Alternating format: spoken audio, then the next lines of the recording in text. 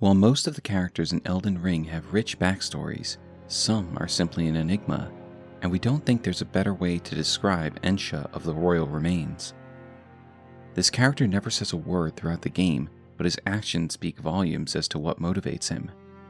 If we simply play through Elden Ring without paying attention, the edgiest tarnished we know is simply a man standing against a wall until he unceremoniously attacks us upon returning to a slightly different version of the Roundtable Hold. However, should we take a closer look at the many smaller conversations we can have with NPCs around the world, we gain a better understanding of Ensha's actions and just how depraved he can be. Before diving into Ensha's story, we wanted to ask you to hit that subscribe button. The more people subscribe, the more favor we win with YouTube's algorithm, the more people we can reach to grow this fantastic community. We're already blown away by the growth we've seen in the last few months, and we hope you enjoy all of the content we've been producing. With that said, let's get back to the topic at hand. This Tarnished is first seen standing against the wall outside of Gideon's study. When we try and speak to him, we're met with silence and maybe a turn of the head. The way he looms in the Roundtable Hold is disconcerting.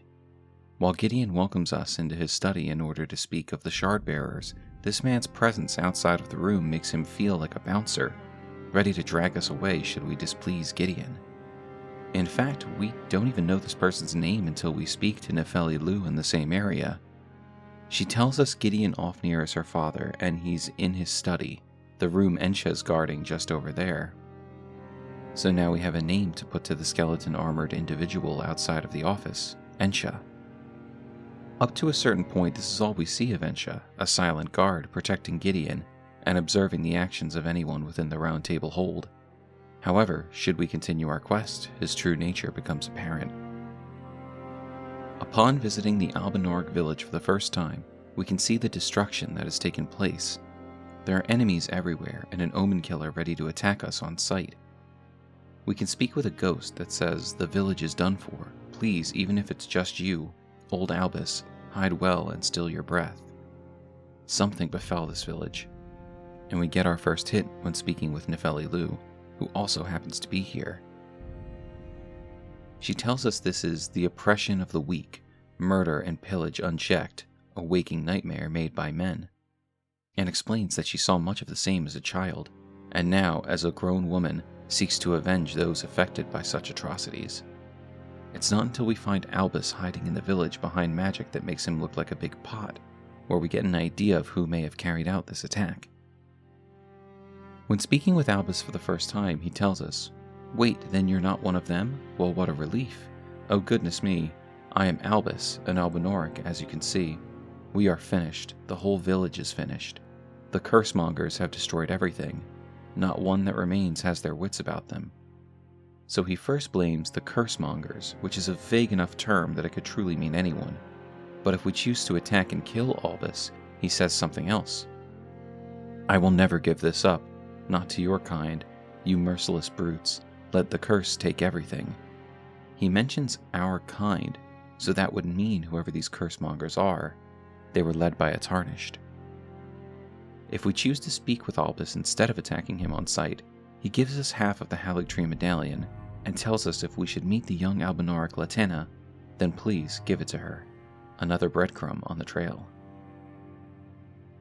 The next piece of the puzzle comes from the finger reader Crone at Raya Lucaria Academy Bridge in Liurnia.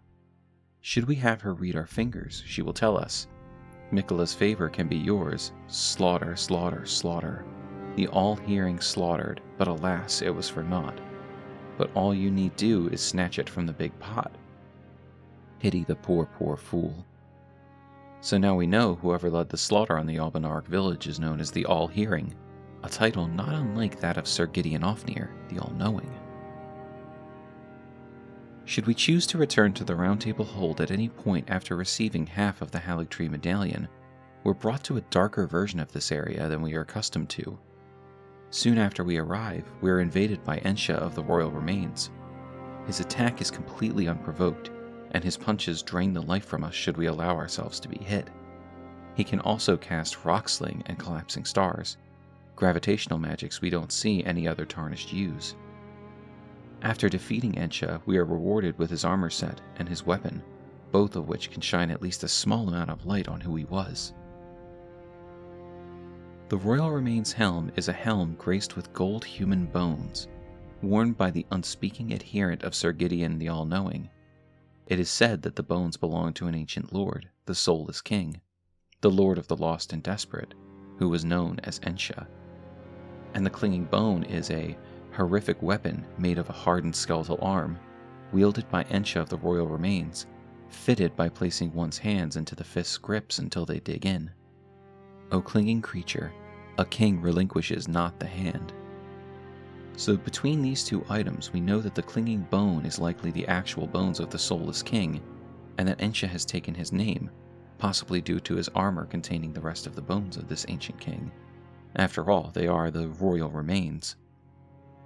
This king is not mentioned anywhere else in Elden Ring, and while Godwyn is known as the Soulless Demigod, he is never referred to as Ensha, so we don't think a line can be drawn here to connect them.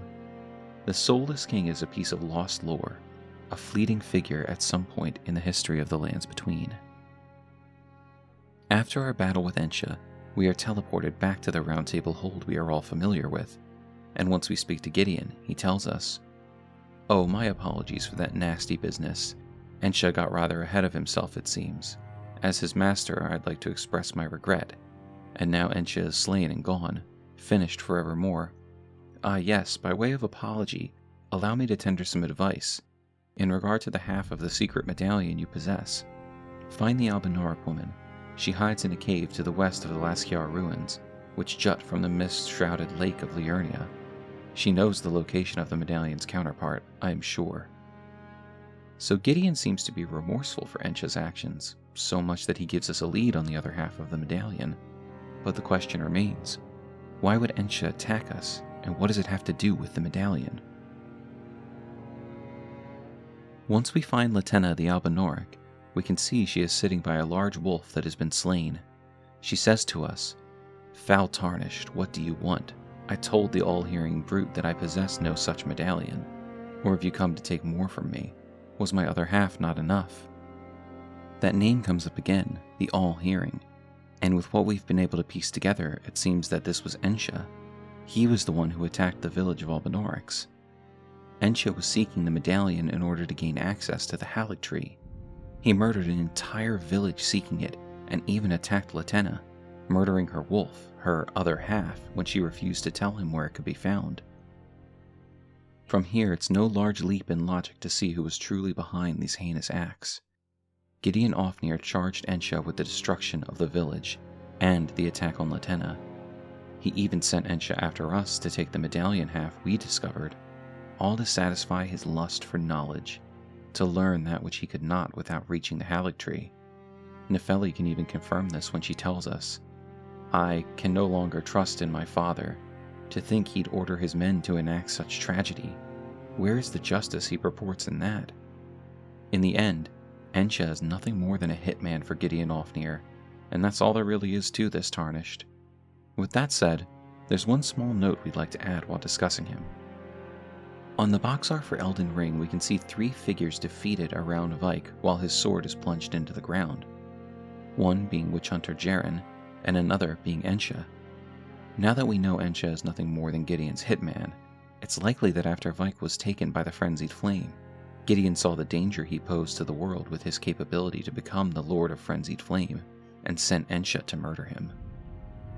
As we can see, Ensha was defeated, but if you subscribe to our theory on Vike, was ultimately part of the group that wore Vike down enough that he could be locked within an Everjail.